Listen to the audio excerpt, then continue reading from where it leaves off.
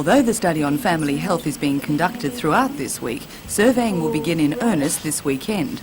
Professor Rob Sanson-Fisher from the university's Faculty of Medicine says they're hoping people will cooperate in helping to answer the survey questions. A interviewer will come along and knocking on doors of people's houses in the community, asking if they collaborate. If they do, and we hope that most of them will, they'll then be interviewed and be left with a series of questionnaires which all members of the family will be asked to complete and return to us. That information then will be analysed and we'll make that information available to the community via media groups. What sort of areas will you be concentrating on in the health area? Well, initially we'll be looking at women's perception of their health needs and what they think they need in terms of health resources. The utilisation of pap smears, and if they don't have pap smears, why they don't, and people's knowledge and attitudes about the early detection of cancer and the prevention of cancer.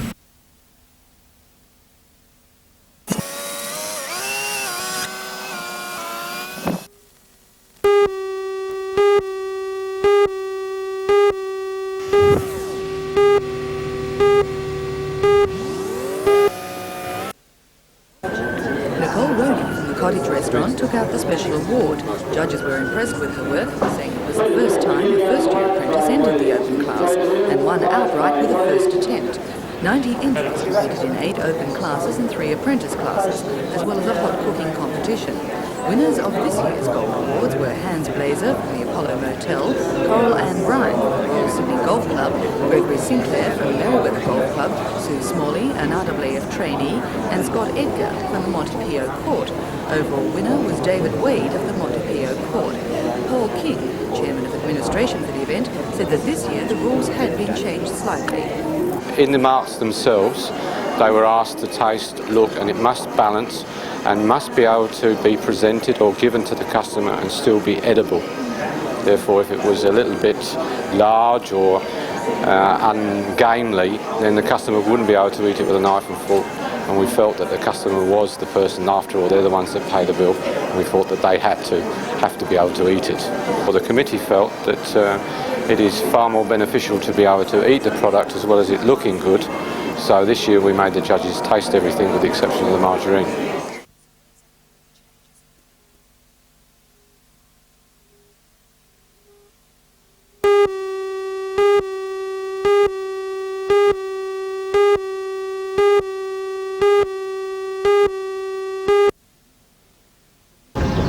The new facility housed in this shed at the No. 5 Dyke Berth is a unique development in the 10-year history of the Port Waratah Coal Service.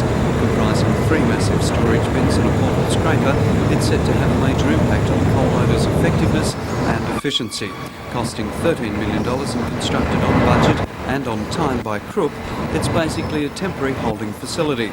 Coal inbound to Port Waratah from the MV Wallara and from coal trucks will be held here until equipment is available for it to be transferred to the more permanent stockpiles.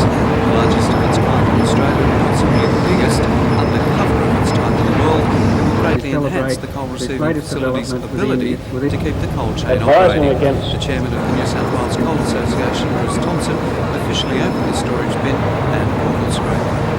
It means that whereas in the past we've had to stop unloading motor lorries when trains have been unloaded, the motor lorries can continue to unload into this facility. That in turn will prevent any delay to the trucks, which causes them to bunch up and then go out of here in bunches, which causes a nuisance on the road. And of course, working in conjunction with the new vessel, the Wallara, it means that the ship can come in and unload independent of interruptions of the rail discharge facility. So it should really enhance Newcastle.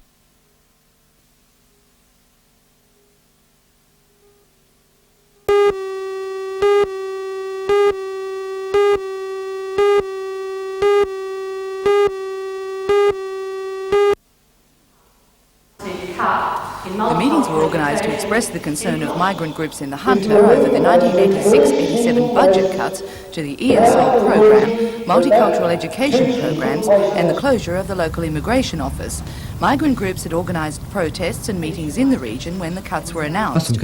Organised by the federal member for Newcastle, Alan Morris, the delegation consisted of Ibrahim Atalia from the Ethnic Communities Council, Chris Karanjis and Faith Trent from the Migrant Resource Centre.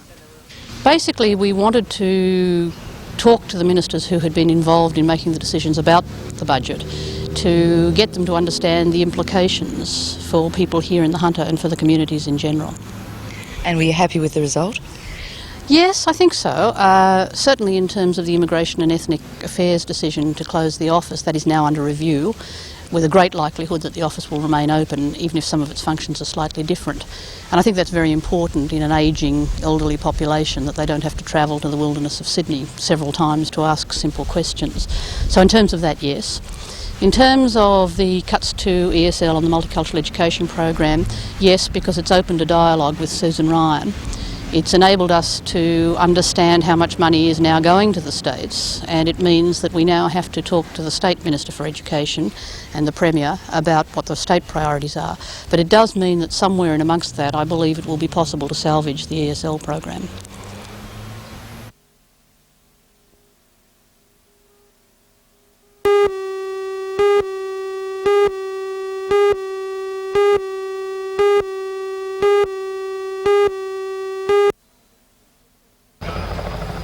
Eyewitnesses report seeing a man described as about 25 years old, of medium height and a nuggety build, waiting by an old-type utility near where the first getaway car was abandoned.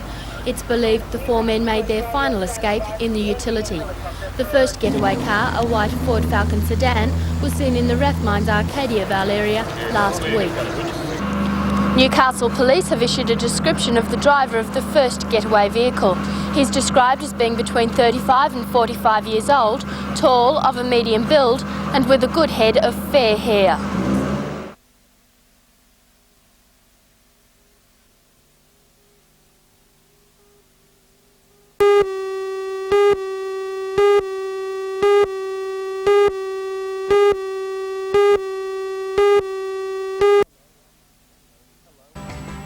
Hello, I'm Mark Matho, and tonight I'll be reporting on the official opening of the new multi-purpose centre at Francis Greenway High School at Woodbury. The centre has been a long time in coming. It was first mooted 10 years ago, but was only completed this year. Join Ray Deneen and Anna Manzoni for all the news tonight at 6.